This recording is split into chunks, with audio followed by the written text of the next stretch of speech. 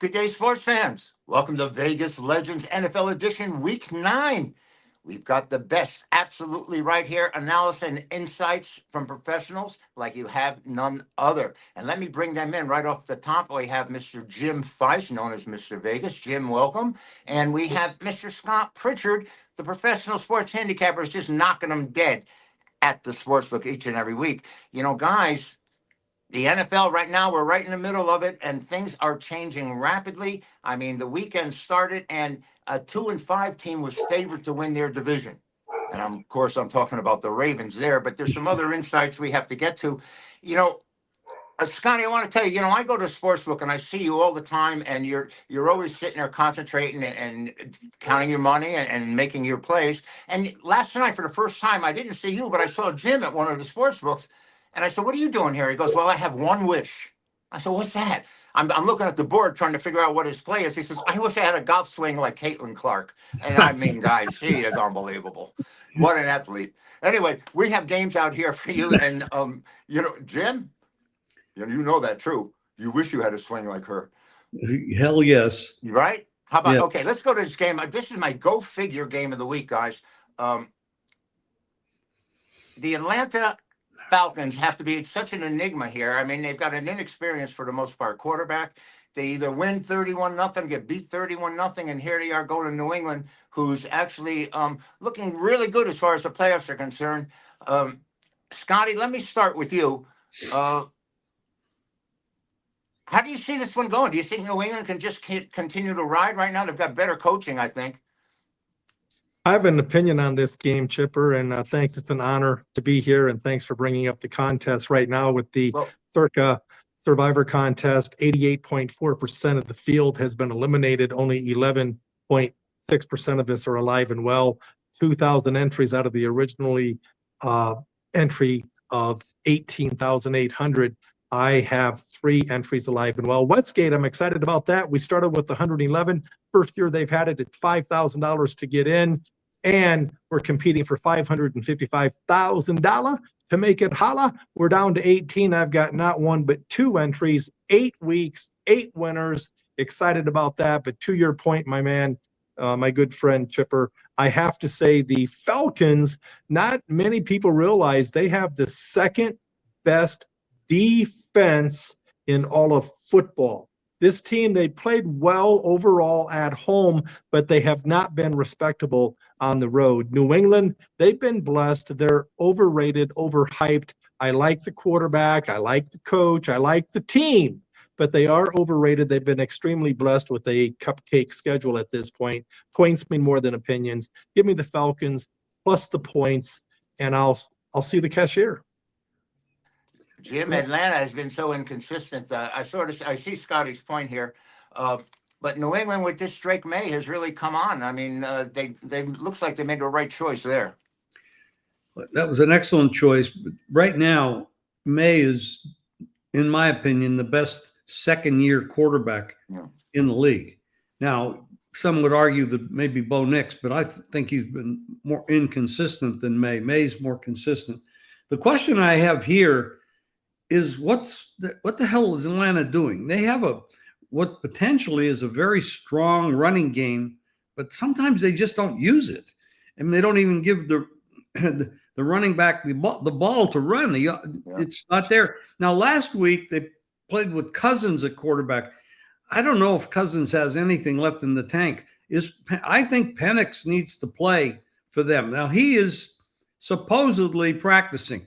If I knew absolutely at this moment that he was going to practice, I would probably be looking, I'd definitely be looking to take 6. If I could find 6, I would probably take Atlanta plus 6. But Jim, what exactly is wrong with Penix? I'm not 100% sure. All right, because I was wondering why he was removed. Scotty, you have any idea? Was it because of performance, or is he hurting out there? Oh, has definitely not performance. He has a nagging injury. And again, without getting into specifics, it's really, I don't see a big difference between Cousins or Penix. I mean, Penix, second-year player, they're interchangeable. And I don't care if it's 5, 5.5, 6. Give me crack corn. I don't care. Give me the Falcons plus the points. The Patriots are a bit overhyped. And the Patriots could win the game by 1, 2, 3, 4, 5, points are going to be, drinking champagne and bringing in strippers and celebrating. So, but again, if you're taking the Patriots minus the points, it's a problem because you're not going to be bringing in strippers. You're not going to be getting a massage. You're not going to be celebrating because you lost. So plus the points is the play with Atlanta here. Okay. Jim, you agree with that? I'm pretty much in line with Scott here. Well, I am as well, but I would like to know what the quarterback situation is. For sure. Yeah, that's I expect it to be Penix. I'm expecting Penix will play. If Penix plays, I'll be on. Yes. By the way, out there, we're talking about professional sports handicapping right here and professional sports handicappers. And Scott Pritchard is one of the leaders in two of the biggest contests in Las Vegas. Once again, among the leaders, shall I say, this year. And you could receive Scott's plays, Jim's plays, and mine as well at gamblersworld.net. And as Paul Bovi, the invisible man, says, you just follow the buy links and you sit there and you can make some money. Paul, by the way, we're missing you. We're missing your insights because he went to Canada and disappeared. What the heck? Yeah, I know. Like I told you, we're trying to contact Interpol and find out exactly where he is. We're closing in on him, but in Toronto, he may be up there. Who knows? He may have left for Los Angeles because of the World Series. I mean, he was having trouble getting tickets, I imagine. But anyway, we have more games out there for you. Give us a like and subscribe because we're here each and every week in NFL action. Professional sports handicappers Scott Pritchard and Mr. Vegas Jim Feist. Guys, every year, or let's put it this way, in Vegas out here, Jim, I know we all talk and we hear scuttlebutt, and mostly we hear that the regression of the Steelers, we just don't think that they can play, that they're just really not all that good, even with Aaron Rodgers.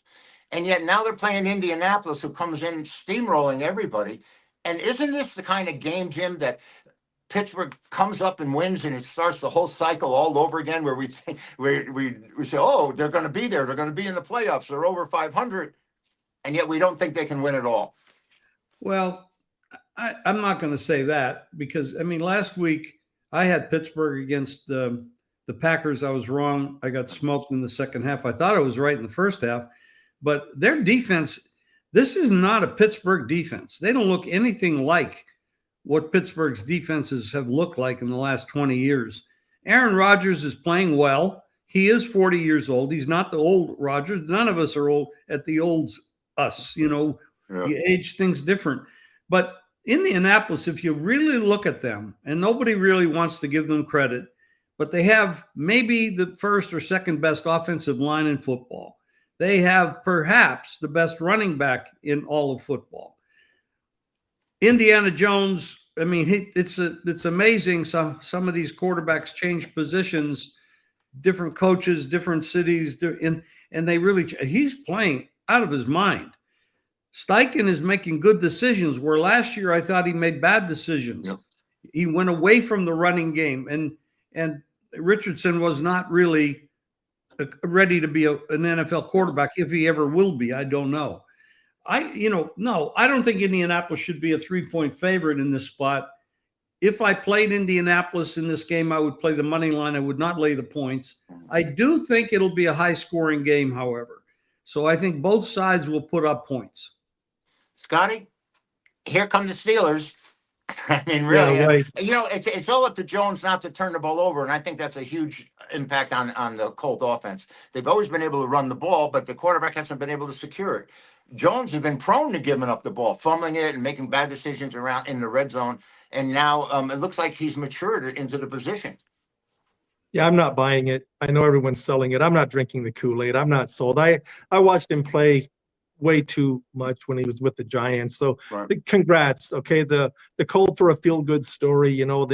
They've been blessed with a super easy schedule, but now you're talking about a dome team on carpet to go outdoors, on the road, on grass against a decent Steeler team. I think both of these teams are lame, quite frankly. Aaron Rodgers, the wall hits them all. He's post-wall at this point, like a single mom with 5 kids and 2 baby daddies. It's the same thing here.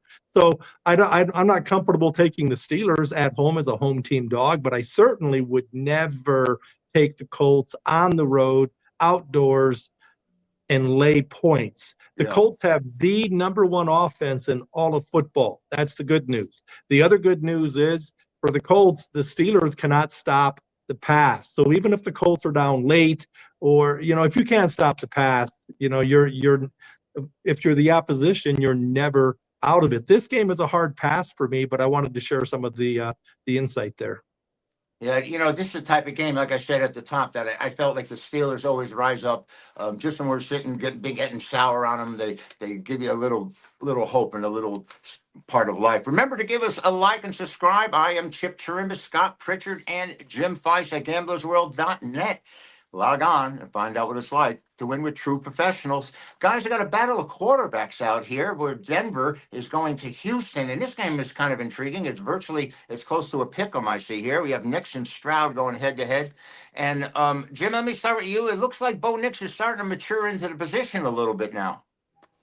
Well, he's been up and down. I mean, even in the games, he'll play 3 quarters of a game, he'll look like crap, and then the fourth quarter, he'll look really great. He's not in the category of Drake May, not consistent.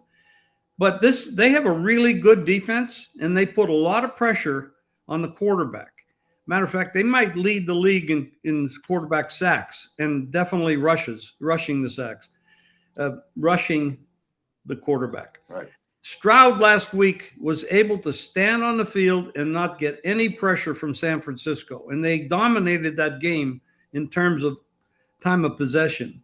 I don't think that's going to happen here. Denver is a better team on both sides of the ball, in my opinion, although an argument can be made that both defenses are about equal. Okay, so you give you that. But when it comes to consistency from offensive line play, Denver has that. Stroud has been hit a lot, and he's been scared a lot because he's been rushed a lot. I think that's going to really tip the scales in this game. I think Denver's going to get after him, and he's not the same guy when he's under pressure. So I'm going with Denver. All right, Scotty, how did you avoid the pitfall last week in these contests with Cincinnati, getting beat by the Jets? Wasn't that the major play that most people fell on? Great observation. I've dodged a few minefields the course of the regular season, but Zach Taylor is the dog shit coach. So, I can't bet on the Bungles. The Bungles have a terrible defense. They just gave up 39 points to the Jets, Jets. So the Bengals, you can't bet them. I dodged some other, you have to be a little bit fortunate, but as Mr. Feist knows, it is a puzzle. And no one's going to outwork me. I do this 24/7. Doesn't mean I'm going to win, but the cream almost always rises to the top. I'm almost always in it late. And then, anything can happen. But yeah, as far as this game, don't let the facts get in the way of a good story. Yeah. The Denver Broncos defense, give me a break. The Houston Texans have the top defense in all of football. But you don't hear that on ESPN because everyone's in love with the Denver Broncos and living in the past. The Broncos have a distinct home field advantage, high altitude, thin air. They're world beaters at home. But this game is not in the Mile High City. This game is indoors, on carpet. The Houston Texans, number 1. Bum, ba-dum, bum, bum. Everybody sing. And that was a Never bonus. mind. That's Never a bonus. mind. You didn't have to pay for that. No, the Houston Texans with their top-ranked defense at home. Give me the Texans. All right, I kind of agree with you there, Scotty. Now, I'm going to go to a game which I consider the upset watch game, and we're talking about San Francisco, not the San Francisco Giants, the San Francisco 49ers playing the New York Giants. And that line is awful meager. Jim, 49ers had their first interception in 14 games last week. And this is a team that ball controls, and yet you have to be able to force some turnovers somewhere. And going 14 games without an interception is almost, well, let's put it this way, 3 more and you have a full season. The Niners only 2.5 looks very suspect to me. Well, the defense couldn't put any pressure on Stroud last week, and that they couldn't get off the field. Now, I'm not saying the Giants can do that, but boy, this is tough. The only thing I'd do with this game is I'd bet an under because I don't see either team moving the ball up and down the field. I don't understand how this game is 45.5 up to 48.5. I don't get it. I don't see why there's an upward tick in this game like that. I like it under. I think both teams are going to have a trouble moving the ball. I see that, Jim. I could definitely understand. Without Scatterboo too, the Giants it used to be. It seemed like they were so spirited out there and really giving the best effort. And last week, I guess, entering the game without him, do you think he's had that much effect, Scott? That Scatterboo and the Giant offense is just like going to be stagnant now? Well, they're stagnant long before he got hurt. Their top receiver is out. Their top running back is out. You've got a rookie at QB, and you've got a great coach in Shanahan against a terrible coach who has no business coaching middle school, not to mention pro football. And that's up for debate. I mean, I'm not convinced the Giants are a pro team, but I like the Niners. I don't lay points, and I don't like road teams traveling 3,000 miles. Right. With 3 time zones, but -2, 2.5 with the Niners, to me, it's cheap. I like San Fran on the road.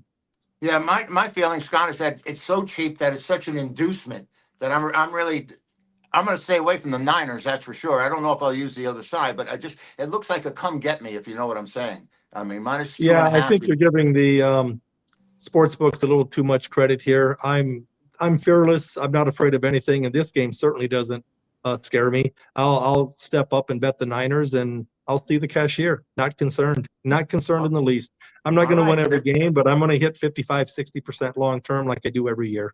All right, there you go. I mean, this is from the horse's mouth, right? I mean, we got the big game selector right here. Scotty, good luck this weekend, by the way, in a contest, because vicariously we're all playing your games. And I never call you ahead of time because I don't want to hex you. I don't want you to know that I know who you have. So we have a possible preview of what we always consider the AFC Championship game. Once again, Kansas City's going to Buffalo, and I'll come right back with you, Scotty. Both teams appear to finally have gotten it together. Buffalo comes up with a big win last week, which they needed after 2 straight losses. Josh Allen, by the way, has never lost 3 straight NFL games. And Kansas City, with Mahomes, seems to be back on track after a slow start. How do you see this one going, Scotty? Well, I like the intro there, Chip. You speak, I listen. I have to say that, make no mistake about it, these are the top 2 teams in the AFC. Forget the Indiana Jones and the Colts. Forget them, all right? Forget the Chargers, forget the Broncos, forget the Steelers, forget the Ravens, forget the Patriots. It's going to come down to Buffalo, KC. And I don't care where the championship game is, because both of these teams can go on the road. Both of these teams can play in adverse weather. It's how they've made their living for a long, long time. To your point, Chipper, the Chiefs are healthy. They're hungry. They have a chip on their shoulder. They've lost 3 games. They're way better than their record would indicate. They're a top 5 team. Offensively, top 5. Defensively, top 5. That tells you how good they are out of 32 teams in the National Football League. Conversely, the Buffalo Bills at home, world beaters. They will not lose. They're like Mike Tyson. They refuse to lose. And then I watched him get knocked out in 1990 against Buster Douglas. As soon as he said, I refuse to lose, I can't be beat, he got clocked, decked, hit the canvas, out, cold. Are you kidding me? The Buffalo Bills, everyone dogs their rush defense. I get it. I understand it. But the people lie. Numbers don't. The Bills defense, 12th. Number 1 versus the pass. This is a passing league, boys and girls. Members of the jury, this is a passing league. They are number 1 in defending the pass. And let me tell you something else. If you can't run, you can't win. The Buffalo Bills are number 1 in all of football, rushing the football with this stud horse Cook and many others that assignment by committee. Josh Allen, a great running quarterback, 164 yards a game on the ground. No one averages within 30 yards of what this team does on the ground. So, yeah, I can't go against the Bills at home. Kansas City could win this game, but these are the 2 best teams in the AFC, and I wouldn't be surprised if they meet in the AFC Championship game, but I like the Bills. All right, Jim, virtual pick'em here. During the regular season, the Bills have been able to handle the Chiefs pretty much, and they seem to be meeting almost every season. And yet, in the playoffs, it's Kansas City has been dominant. Do you think there's a different mindset coming into this game as there would be to a postseason game when these 2 play each other? Well, I'm sure there is. I mean, both are under pressure in their divisions. I mean, Buffalo has to worry about the Patriots, who already beat them. Kansas City's got to worry about, their division, which has got a couple of good teams in there, and the Chargers have already beaten them. So, I mean, they're both coming to play. When you take the coaching staff, Spags, you got Reed, that's a lot to overcome. Buffalo has a questionable offensive scheme. Josh Allen's career, in my opinion, has been wasted by not having good scheming. And this year, he's just not putting up what he should be doing more, but it's not him. It's not him. It's the play calling that goes on there. He's going to have to throw the ball 40 times in this game. That's a lot because the pressure is with this game. It's all about Josh Allen versus Kansas City because that's the way they built this team. Right. I agree with Scott. Buffalo is very tough to beat at home. But one thing is not tough to beat. The weather is going to be okay, that's great for both teams. Both teams are going to put up a lot of points. This is an over bet. Yeah, I was just going to ask Scott, do you think the game's going to go over as well? I mean, 40 No passes. opinion there. If Jim gets his wish there in fine weather, there should be plenty of action. No opinion there, but if Mr. Feist likes the over, you would be well versed to follow his lead. The dude's been doing this for decades. I'm telling you, he's a pioneer. He's a dinosaur in this business. And without Jim Feist, there is no us. And Chip, you as well, my friend, a mentor, a colleague, a friend. I love you guys. Not to mention the executive producer, Jim Quinn, who put this show together. And our viewers came up with the Fantastic Four. But because of Halloween, as you said, Chipper, Paul Bovi coming in as the Invisible Man to represent the Fantastic Four. But in person, live and worldwide, the three of us, amigos. He always shows up when you least expect it. He's right there. All right, listen, we're going to go to the final game we're going to talk about on Sunday night. I don't think the Monday night game is even worth it. Arizona and the Cowboys, though there's a winner every game. We have Seattle going to Washington, and Washington has sort of taken a U-turn. And we'd expected regression out of them, Scotty. We really had. And it's hit big time with the former Redskins. Well, that's a good observation. I said back in August that, last year was the time to be on Washington from a sports betting value standpoint, not this year because you're paying a premium. And it's a good, to your point, with regression to go against the Washington Commanders. And that's something I've been doing on a consistent basis this year. But, I'm not sold on this Seattle team. I mean, I still think they're the third best team in the NFC West, even though they're tied and they're healthy. So that's to their advantage. But they already lost at home against the 49ers week 1 in a division contest. That's going to come back and bite them in the tail. So, and this is a long, long road trip. I don't have an opinion on the point spread. I do like the total. I like the over, Red Rover. Well, there you go. And Jim, this the Vikings lead among the teams as far as turnovers are concerned, and Seattle's been able to maintain and control the ball, and that's such a big factor here. Do you think you have a total or a side or an opinion on this Seahawks game? Did you say the Vikings?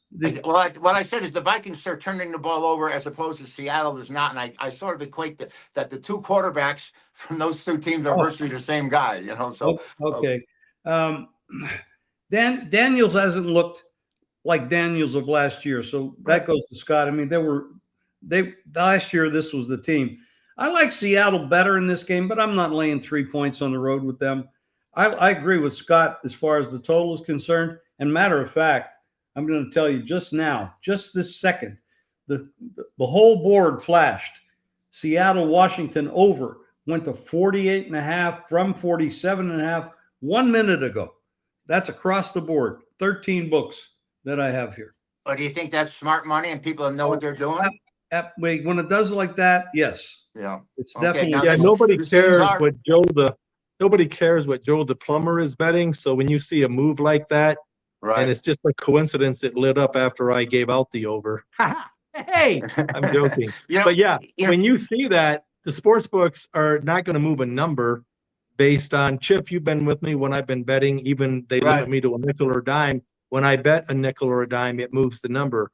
Joe Plummer from Kalamazoo can bet 10,000 and they're not going to move the number. But to Jim's point here, when you see that it lights up in green across the board, 48, Yeah. 48 and a half, after I just saw 47 and a half when I gave it out on the over. It opened 46 and a half. So yeah, there's people seeing what Mr. Feist and I have already seen this week.